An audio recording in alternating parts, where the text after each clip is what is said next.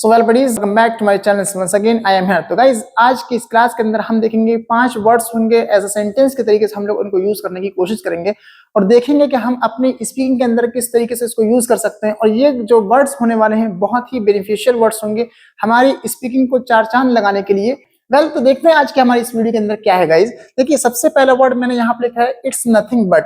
It's nothing but का मतलब क्या होता है? देखिए इट्स नथिंग बट का मतलब होता है यह कुछ नहीं है, बस एक छोटी सी चीज है। फॉर एग्जाम्पल मैंने कहा सर ये कुछ नहीं है, बस एक छोटी सी एक वीडियो है आपके लिए। यहाँ पे लिखा हुआ है it's nothing but. It's nothing but का मतलब होता है यह कुछ नहीं है बल्कि एक छोटी सी चीज है, बल्कि एक छोटा सा तोहफा है, बल्कि एक छोटी सी वीडियो है आपके लिए। तो अगर मुझे ये बोलना होगा तो हम बोलेंगे it's nothing but a small video, है ना। It's nothing a small video for you, है ना। सर ये कुछ नहीं है, बस आपके लिए एक छोटी सी वीडियो है, ठीक है।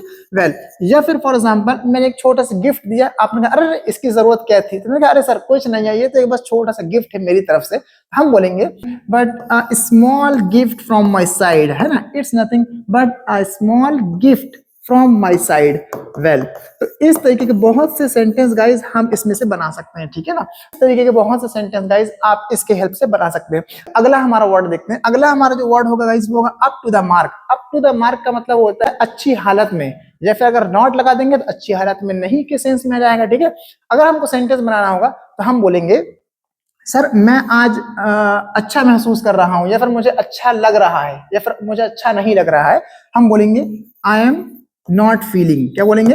आई am not feeling up to the mark. क्या बोलेंगे? I am not feeling up to the mark, है ना। सर मतलब मुझे अच्छा नहीं लग रहा है। और यहाँ पे लास्ट में अगर आप चाहें तो लगा सकते हैं today. Sir I am not feeling up to the mark today. आज मुझे अच्छा नहीं लग रहा है सर, थोड़ा अजीब लग रहा है, ठीक है। या फिर हमने कहा सर कि उसकी कंडीशन सर अच्छी नहीं है, आप बोलेंगे हिज कंडीशन। क्या बोलेंगे? His condition is not up to the mark. क्या बोलेंगे? His condition is not up to the mark, है ना, अप टू द मार्क। तो इस तरीके के बहुत से सेंटेंस गाइस आप बोल सकते हैं, ठीक है। अप टू द मार्क का मतलब होता है अच्छी हालत में होना, और अगर नहीं के सेंस में लगाएंगे आप नहीं में बोल सकते हैं। जैसा एक और एग्जांपल समझते हैं। फॉर एग्जाम्पल आपने कुछ स्पीच दिया अपने एक स्टेज के ऊपर आकर के, ठीक है ना। अब उस स्टेज में आने के बाद आपने जब स्पीच दिया तो मैंने कहा यार आपकी स्पीच बहुत अच्छी थी, तो आप बोलेंगे योर स्पीच वाज, या फिर your performance was up to the mark today. आपका परफॉर्मेंस बहुत अच्छा था, या फिर आपकी स्पीच बहुत अच्छी थी। हम बोलेंगे your speech was up to the mark today. आज जो आपने स्पीच दिया ना, बहुत अच्छी बात कही उसके अंदर। फिर ऐसे बहुत से सेंटेंस आप इनकी हेल्प से बना सकते हैं। आगे चलते हैं। अगला जो वर्ड होगा इस हमारा वो होगा there is no need to action. अब ये जो एक्शन लिखा हुआ है, अब इस एक्शन को, एक्शन मतलब वर्ब, इसको आप यहां से हटा करके जो भी एक्शन रहेगा उसको लगा दीजिए, ठीक है ना। तो मैंने लिखा है there is no need to action. For example मान लीजिए आपने कुछ कहा तो मैंने कहा भैया कहने की जरूरत नहीं है, मुझे पता है, I know there is no need to say. कहने की जरूरत नहीं, I know very well about it, तो इसके बारे में मुझे बहुत अच्छे से पता है। या फिर फॉर एग्जाम्पल मान लीजिए कि कोई कहीं चला गया, ठीक है ना। अब जाने के बाद वो वहां जाके पछता रहा है, मैंने कहा जाने की जरूरत ही क्या थी आपको वहां पर, है ना। आप बोलेंगे there was no need to go there, है ना। There was no need to go there मतलब वहां जाने की जरूरत ही नहीं थी भाई आपको, आप यही से अपना काम कर लिए होते, ठीक है। या फिर फॉर एग्जाम्पल एक और हमने सेंटेंस बनाया, हमने कहा कि भैया उसने कंपनी ज्वाइन किया था, या फिर उसने कहीं पे पैसा लगाया हुआ था, वो पैसा सब कुछ खराब हो गया। मैंने कहा आपको पैसा इन्वेस्ट करने की जरूरत क्या थी वहां पे? There was no need to invest money there. वहां पे आपको पैसा लगाने की जरूरत ही नहीं थी। फॉर एग्जांपल मान लीजिए आप मेरे पास आए और कुछ आपने कहा, मान लीजिए फॉर एग्जांपल आपने कहा सर कुछ एक्शन शीट्स होंगे दे दीजिए, कुछ फॉर्मूलेज होंगे तो दे दीजिए। मैंने आपको कुछ फॉर्मूला उठाया इंग्लिश का और दे दिया, ठीक है ना। उसमें कुछ लिखा हुआ था, तो आप उसके लिए शुक्रिया अदा कर रहे थे। मैंने कहा अरे शुक्रिया कहने की जरूरत नहीं है, there is no need to say thanks, है ना। मतलब शुक्रिया कहने की कोई जरूरत नहीं है, ठीक है। वेल या फिर अगर नहीं थी तो there was no need to action, मतलब ये काम करने की जरूरत नहीं थी। आई होप दैट आपको समझ में आ रहा होगा। बहुत आसान है, ये सब बोले जाते हैं स्पीकिंग के अंदर, राइट। अगला देखते हैं। अगला हमने यहाँ पे लिखा है अंटिल आई, या फिर यू, या फिर दे, उसके बाद आप लगा देंगे डाई। कोई भी आप सेंटेंस यहाँ पे बना सकते हैं। जैसे फॉर एग्जाम्पल मैंने कहा सर कि मैं आपको मरते दम तक नहीं छोड़ूंगा, I will not leave you until I die, ठीक है ना। या फिर फॉर एग्जाम्पल ये हुआ कि सर मैं उससे मरते दम तक बात नहीं करूंगा, I will not talk to him, या फिर I will not talk to her, मैं उससे बात नहीं करूंगा अंटिल आई डाई।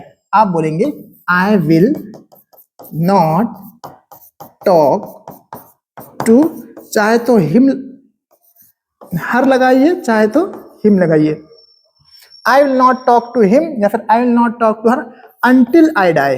क्या बोलेंगे? अंटिल आई डाई, ठीक है ना सर। वो लोग मरते दम तक सक्सेस नहीं होंगे sir, they will not get success, है ना, मतलब सक्सेस नहीं पाएंगे वो लोग अंटिल दे डाई। मैं आपका मरते दम तक सपोर्ट करूंगा, आप बोलेंगे I will support you until I die. या फिर फॉर एग्जांपल मैंने कहा सर मैं हमेशा आपके साथ खड़े रहूंगा, हमेशा का मतलब क्या होगा? अंटिल आई डाई, जब तक मैं मर ना जाऊं, जब तक इस दुनिया में हूं मैं हमेशा आपके साथ खड़े रहूंगा। तो आप बोलेंगे I will stand by you. क्या बोलेंगे आप? I will stand by you, by you, I will stand by you until I die, है ना, अंटिल आई डाई। तो ऐसे बहुत से सेंटेंस आप बना सकते हैं कि भाई मैं ये काम करूंगा हमेशा के लिए। हमेशा का मतलब ये होगा जब तक कि मैं जिंदा हूं, जब तक मेरी सांसें चल रही हैं। बहुत सिंपल सिंपल से सेंटेंस है गाइस, और आई होप दैट ये वीडियो आपकी बहुत यूजफुल होने वाली है, राइट। तो ऐसे बहुत से सेंटेंस आ सकते हैं गाइस। अगला हमारा जो लास्ट सेंटेंस है वो है यहाँ पे अनविलिंगली। अनविलिंगली का मतलब होता है ना चाहते हुए भी।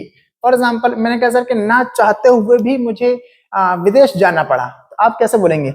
आप बोलेंगे आई हैड, है ना, I had to go abroad, I had to go abroad unwillingly. अब यहाँ पे आप अनविलिंगली लगा सकते हैं। I had to go abroad unwillingly मतलब ना चाहते हुए भी, अनविलिंगली मतलब मेरी चाहत ही नहीं थी तब भी मुझे ये काम करना पड़ा। या फिर आप बोल सकते हैं सर ना चाहते हुए भी मैं अंग्रेजी सीख रहा हूं, तो आप बोलेंगे sir I am learning English. क्या बोलेंगे? I am learning English, I am learning English unwillingly. तो ऐसे बहुत से सेंटेंस गाइस आप बना सकते हैं। या फिर एक और सेंटेंस मैंने कहा सर कि ना चाहते हुए भी मुझे जो है ना चाहते हुए भी सर ठंडी का टाइम चल रहा है, ना चाहते हुए भी मुझे नहाना पड़ता है, तो आप बोलेंगे I have to take bath. क्या बोलेंगे?